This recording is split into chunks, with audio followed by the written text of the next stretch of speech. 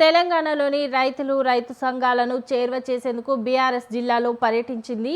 నేటి నుంచి ఒక నెల పాటు రాష్ట్రంలో పర్యటించేందుకు మాజీ వ్యవసాయ మంత్రి నిరంజన్ రెడ్డి నేతృత్వంలో 9 మంది సభ్యులతో కూడిన కమిటీని ఏర్పాటు చేసింది. ఇవాళ ఆదిలాబాద్ జిల్లా నుంచి పని ప్రారంభిస్తోంది.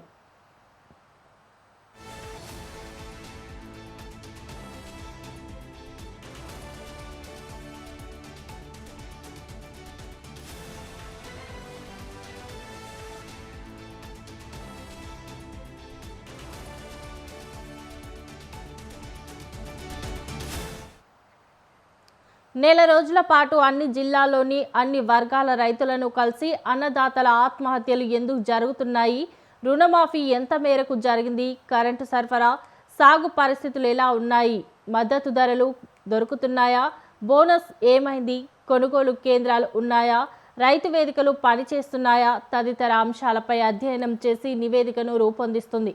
ఆ నివేదికను బీఆర్ఎస్ అధినేత కేసీఆర్తో పాటు రాష్ట్ర ప్రభుత్వానికి అందజేస్తోంది.